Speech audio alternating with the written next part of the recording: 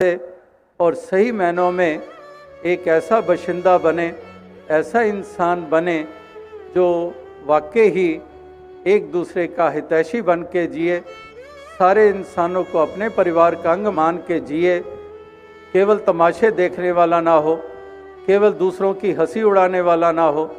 केवल दूसरे को लुक डाउन अपॉन ना हो, ऐसा दूसरे को नीचा देखने वाला ना हो, जो वाकई ही ऐसे फितरत रखने वाला हो, जो एक दूसरे से मेल जोल बढ़ाए, एक दूसरे के दुख सुख को बांटे। जैसे वो शायर का शेर ध्यान में आया है कि अजीब सी बस्ती में मेरा मकान है, जहाँ लोग झांकते ज़्यादा हैं मिलते कम हैं। कि झांकते हैं, वो देखो वो क्या हो रहा है, वो देखो उसने वो ये बोला, वो बहू सास, वो देखो, बस झांकेंगे उधर क्या हो रहा है, उधर क्या हो रहा है, लेकिन मिलेंगे नहीं, मिलजुल कर कुछ सुलह सफाई कराएंगे नहीं, मिलजुल कर कोई इस तरह से समीपता पैदा नहीं करेंगे, केवल झांकते हैं, तमाशे देखते हैं। तो इस प्रकार के नहीं, वो उनकी ज़रूरत है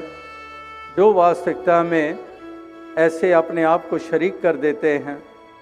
जो दूसरों की बातों के ऊपर, जैसे आज भी शायद कल जिक्र हुआ कि लोग तो नमक उठाकर घूमते फिरते हैं, ज़रा सा ज़ख्म तो दिखाई दे, बस वहीं पर उस नमक को फेंकने को तैयार है, उसकी पीड़ा को और बढ़ाने को तैयार है। कीजिए ना 10 में बैठ के आपस की बातचीत, पहुंचेगी 10,000 तक आपस की बातचीत। गॉसिप मॉन्गर्स, वही बात जो झांकते ज़्यादा है, जो इस प्रकार से केवल बातें ही करते हैं, अपना भूल ही जाते हैं कि हमारी क्या फितरत है, हम क्या करते हैं, हमारी क्या व्यवहार है हमारे, वो उससे कोई लेना देना नहीं, दूसरों को ही नापते तोलते रहते हैं और इस प्रकार से एक दूसरे की ही बात करते रहते हैं, दूसरों पे ही कीचड़ उछालते रहते हैं। लेकिन वास्तविकता में महापुरुषों ने तो जो पाठ पढ़ाया है वो यही पढ़ाया है कि आपस को ना सराहिए पर निंदिए नहीं कोई, कि अपनी सराहना करते रहें, अपना कद ऊंचा मानते रहें और दूसरे को बोना करके देखते रहें, दूसरे को नीचा करके देखते रहे नहीं। अपन को ना सराहिए, सेल्फ प्रेज जिसको कहते हैं, आपस को ना सराहिए पर निंदिए नहीं कोई, दूसरे की निंदा नहीं करनी और अपने आप की प्रेज नहीं करनी। जीवन अपना ऐसा बना लो कि दूसरे प्रेज करें, दूसरे तुम्हारा यश करें। आप अपने आप का प्रेज करोगे तो वहाँ पर अभिमान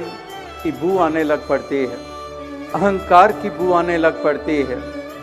इसको अहंकार हो गया है, इसको अभिमान हो गया है और वो किए कराए पे जो देन दी भी है, अगर उस पे भी जैसे पानी फिर जाता है। तो इसलिए महापुरुष संत जन ये हमें शिक्षाएं नाना प्रकार की हमारे ही जीवन को शोभा देने के लिए, हमारे ही जीवन के तमाम पहलुओं को सुंदर बनाने के लिए ये हमें प्रेरणा ये देते आए हैं और आज भी ये प्रेरणाएं हमें मिल रही हैं। एक कान से सुनकर दूसरे कान से जो निकाल देते हैं वो कुछ भी हासिल नहीं करते। अगर कोई सुन के उसको ज़ुबान से दोहरा देता है, कुछ हद तक वो पहले वाले से तो बेहतर है, लेकिन वो भी मुकम्मलता नहीं है। मुकम्मलता उसमें है जो सुनकर उसको जज्ब कर लेता है, उसको अपना लेता है, उसको धारण कर लेता है और फिर उसी प्रकार का ये जीवन जी लेता है। उसी की ही महत्ता ये हुआ करती है। तो दास और अधिक शब्दों का सहारा ना लेता हुआ इन्हीं शब्दों से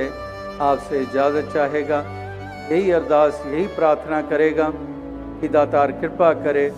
सभी को ऐसा सहज जीवन प्रदान करे।